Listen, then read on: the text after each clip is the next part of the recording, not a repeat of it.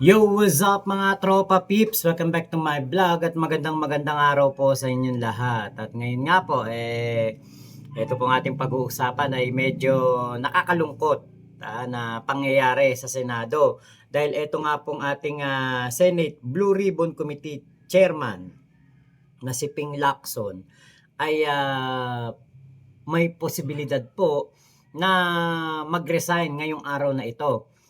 At alam niyo po, medyo medyo controversial po talaga dahil kilala natin itong si Panfilo Lacson bilang talagang graft buster talaga to, corrupt buster talaga to. Kaya nga siya ang isa sa mga naging finance chairman ng Senado, dahil nga po matindi talaga to pagdating sa gastusan, walang kupit, hindi po kumikickback.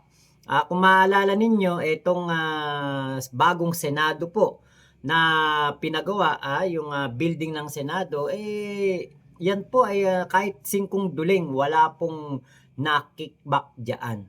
Dahil po ang humawak ng pera pampagawa niyan ay si Panfilo Lacson, noong siya ang senador. Kaya nakakalungkot lang po talaga na makikita natin ang isang Panfilo Lacson na mawawala as Blue Ribbon Committee Chairman dahil nakita natin ang paninindigan nito na mailabas po ang katotohanan. Kaya lang sa paglabas ng katotohanan, marami po ang kanyang nasagasaan. Ngayon, ito po yung balita ng GMA News patungkol po diyan sa pagre-resign o napipintong pagre-resign nitong si Ping Lacson. Magbibitiw na bilang chairman ng Senate Blue Ribbon Committee si Senate President Pro Tempore Ping Lacson. Batay sa pahayag mula sa opisina ni Lacson, gagawin niya yan matapos ipahayag ng ilan niyang kasamahan sa Senado ang kanilang pag-aalinlangan sa isinasagawang investigasyon ukol sa mga maanumalyang flood control projects. Naniniwala raw si Lacson na maayos niyang hinawakan ang mga pagdinig ng Blue Ribbon Committee. Pero meron aniyang nanggugulo. Gayunman, ibang usapan daw kung ang dismayado sa komite ay mga kapwa-senador. Kung mayroon sa kanila walang tiwala, then hindi naman ako ganun kamanhid para hindi ko maramdaman yon dahil nga nakapag-express na sila ng disappointment. At kung ang dahilan ay dahil meron nasa sangkot, meron mga pangalan ng aking mga colleagues na nababanggit. Sabihin natin, dating Senate President Escudero, si Senator Estrada, Senator Villanueva, ang tingin nila, bakit ang pinupuntirya, rightly or wrongly, at sasabihin ko, false yung narrative na nasusundan na pinupuntirya ko lang yung aking mga kasama at iniiwas ko doon sa sinasabing mismo mga arkitekto ng lahat ng ito na sina dating Speaker Romualdez at dating Congressman Saldico. Well, I'm telling you, that's a false narrative. Sabi pa ni Lacson, walang katotohanan ng alegasyon ng netizens na itinigil umano ang investigasyon ng Senado dahil nabanggit sina dating House Speaker Martin Romualdez at dating Ako Bicol Party List Representative Zaldico at ang anilay pagdiin ng komite sa mga senador na idinawit ng resource person sa flood control kickbacks. Pinabulaanan din ni Lacson na nagpapapogi siya sa mga pagdinig. Last term na raw niya ito, hindi na niya kailangan ng political capital. Para sa bayan na nga lang ito, parang ito na lang yung balik utang na loob ko sa pagkatagal-tagal ko ring ginugol na panahon bilang public servant, mga basing na nakukuha ko. Pero sige lang, hindi naman ako nadidistract doon. Pero pagka yung mga colleagues ko na nagpapahayag na hindi na sila happy o kaya disappointed sila, ibang usapan yon. Kasi nga, sila yung nag-elect sa akin. At sila nag-elect ng lahat ng chairpersons ng lahat ng komite. So pag wala silang, pag majority sa kanila, wala nang tiwala, what is left for me to decide on or to do except magbitin na bilang chairman. Hindi naman aniya nangangahulugan na kung magbitiw siya sa komite, titigil na ang laban niya kontra korupsyon. Kailangan munang i-manifest ni Lacson ang kanyang pagbibitiw sa plenaryo. Pagkatapos ay maghahalal sila ng bagong chairman. Bago inanunsyo ang pagbibitiw, kinansela ni Lacson ang pagdinig ng Senate Blue Ribbon Committee ukol sa katiwalian sa flood control projects na nakaschedule ngayong linggo. Dahil nakiusap aniya si Senate Finance Committee Chairman Senador Win Gatchalian na i-prioritize ang budget deliberations. May hinihintay din daw silang dokumento galing sa ibang ahensya. Pero paglilinaw ni Lacson, hindi pa tapos ang kanilang investigasyon. Kasama pa raw sa mga iimbitahan nila sina Romualdez at Co. Ayan. So, iimbitahan po talaga si Romualdez at si Zaldico. Pero tayo, alam natin at tingin natin talaga hindi po makakarating yan si Zaldico dahil nga po nasa ibang bansa. Ewan lang din natin kung itong si Romualdez ay pupunta. Pero alam naman natin lahat na kaya po nagre-resign o magre-resign si Ping Lacson dahil nga po may mga nasagasaan. Meron pong mga hindi masaya sa ginagawa niyang BRC committee hearing. Alam natin na itong si Panfilo Lacson, no holds barred to Wala tong yung exception, walang exemption, walang kumbaga nire-reserve. Talagang ito kung ano po ang katotohanan at kung ano po ang dapat na lumabas, yun po ang kanyang ginagawa. At isa sa mga ano na yan kung 'di ba, binoto siya ng mga senador para maging Blue Ribbon Committee chairman. Ngayon, hindi inaasahan na itong mga senador na si Joel Villanueva, itong si Chis Escudero, at itong si Jinggoy Estrada ay mababanggit po. Hindi naman inaasahan yan Ano yan, si Madam Auring ba si Ping Lacson para mahulaan kung sino ang mga senador na babanggitin ng mga resource person na nakinabang sa mga kickback? Si Nostradamus ba siya para malaman kaagad tapos hindi niya pagsasalitain? Hindi naman po ganun si Ping Lacson. Hindi niya kontrolado ang mga tao diyan. Mga resource person, malaya yang magsalita at mag-o-oath yan bago mga magsalita. Ngayon, kung nabanggit po ang mga pangalan ng mga senador na ito, diba, hindi na kasalanan ni Ping Lacson yan.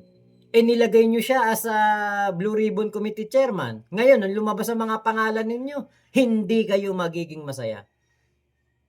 Kokontrahin nyo ang kanyang ginagawang hearing. Kitang-kita natin dyan, lalong-lalo na si Marco Beta. Kitang-kita natin kung paano naging bias si Marco Beta. Dun pa lang sa ang ginawa niya ay mga salita na ito lamang babanggitin ng mga diskaya ay from 2022 to 2025. 2022 to 2025 projects lamang na may korupsyon. Dun pa lang. 'Di ba? Bakit mo hihilingin ang isang ganyang ganyang kumbaga statement sa mga resource person gayong sila ay namayagpag sa proyekto since 2016. Alam na alam yan ng mga Pilipino. Inamin yan nitong si Sara Diskaya. Pero bakit mo pipigilan na sila'y magsalita patungkol sa 2016? Doon pa lang sa paghingi ng statement na 2022 to 2025 lamang, pinipigilan na ni Marco Beta na lumabas ang katotohanan. Dahil meron siyang tropa na involved. Meron siyang pinoprotektahan na tropa. Na involved sa mga korupsyon na nakakulong ngayon at nabubulok sa kulungan sa dahig.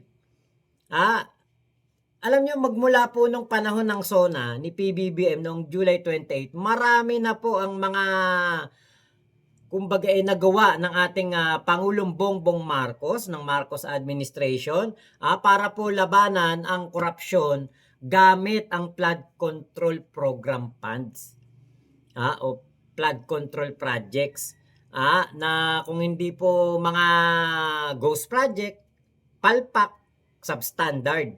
Na inamin naman ni Bryce Hernandez yan. At sa Bulacan pa lang po yan. Yun nga yung kumbaga matindi. Sa bayan pa namin, sa lalawigan pa namin. Tubong Bulakenyo po ako at nakakaya po na mga kababayan ko ang mga kurakot na to.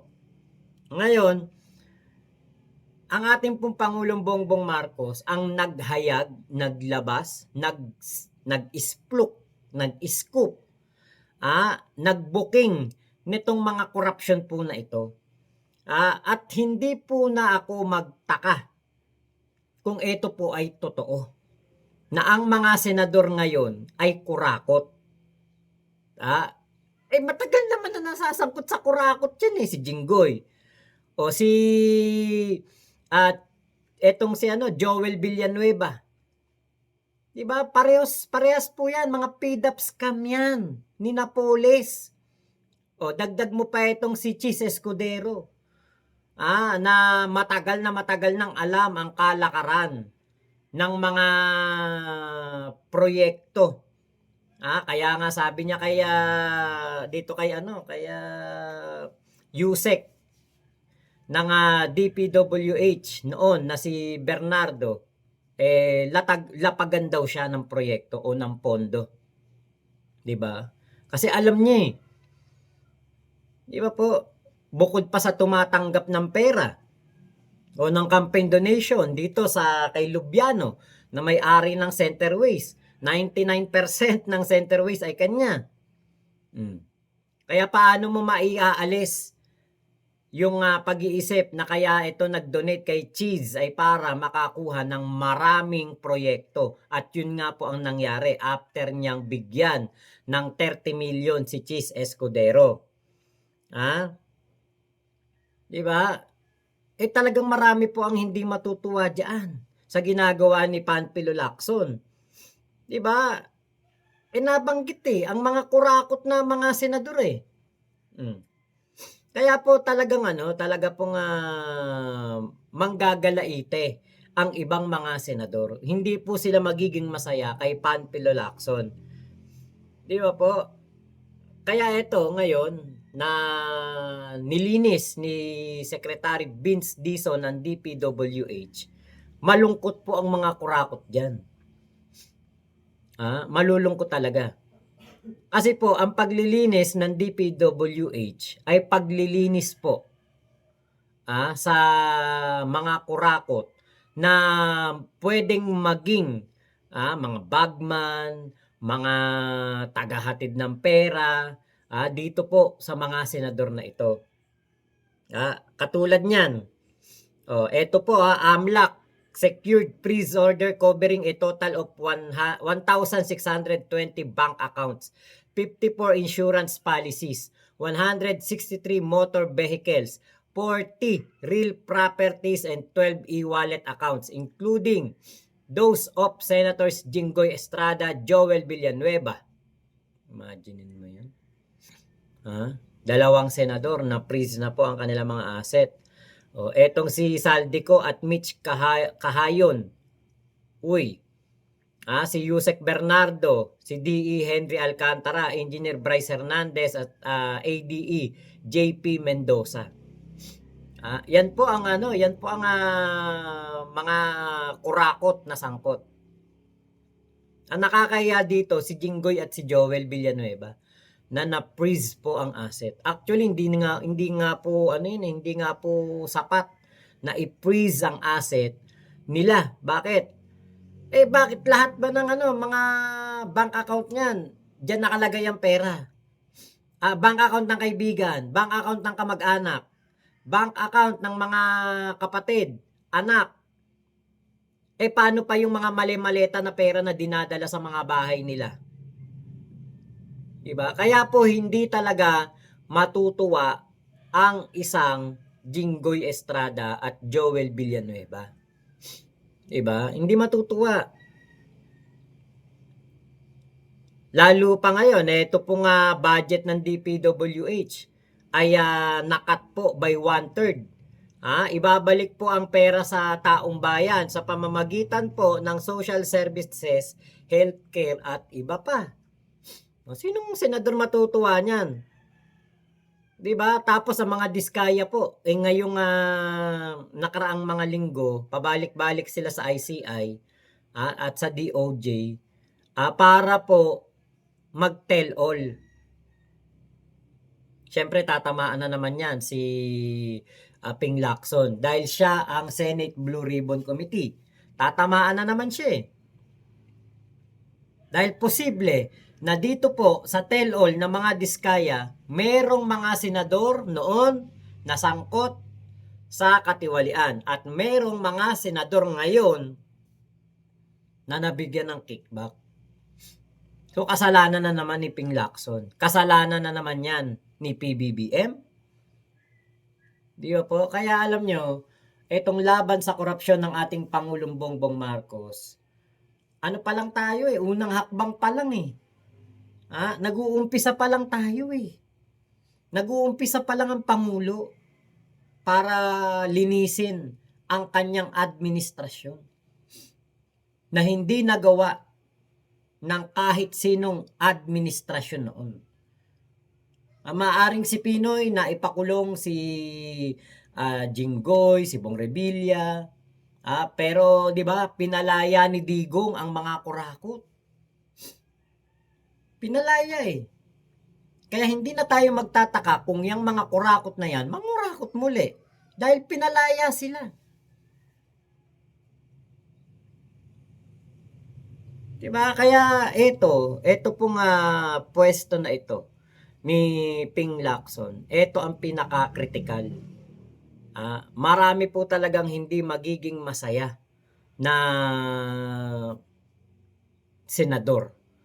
At marami po ang mga hindi rin magiging masaya na mga politiko kapag naupo na at nahalal na bagong ombudsman ng Pilipinas, etong si Boying Remulla.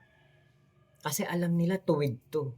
Alam nila loyal to kay PBBM. Hindi nila mabibili prinsipyo at dignidad nito. Alam nila matigas to. Kasama to ni PBBM sa paglilinis ng kanyang administrasyon. 'Di ba? Kaya po lahat ng mga hindi magugustuhan ng mga kurakot na politiko, tatanggalin nila, haharangin nila. Dahil ayaw po nila tumigil sa pangungurakot. Yun lang po yun. Ayaw nilang tumigil, hindi pa sila busog. Yung mga tiyan nilang naglalakihan, hindi pa sapat ang mga nilamon na kwarta ng bayan. Yan po ang katotohanan yan. Kaya nga maraming galit kay PBBM eh. Kaya nga gusto nilang ibalik ibalik na Duterte ang presidente at gawing presidente si Sara Duterte. Kasi nga po hindi na sila makanakaw ngayon. Nung panahon ni Digong, ang linakaw. Ngayon wala nang manakaw. Kaya galit sila kay PBBM. At galit sila kay Ping Lacson kasi nabubuking ang mga pagnanakaw na ginawa nila nung panahon ni Digong. Yun lang po ang pinakabuod ng istorya. Ibalik si Sara para makanakaw muli. So, yun lamang po. Maraming salamat sa pagsama nyo sa vlog ko na ito. Ingat po kayo. Nasaan mang panig kayo ng mundo, Momo, Chup Chup. Love you, love you. God bless us all, Pilipinas. God first. Salamat po.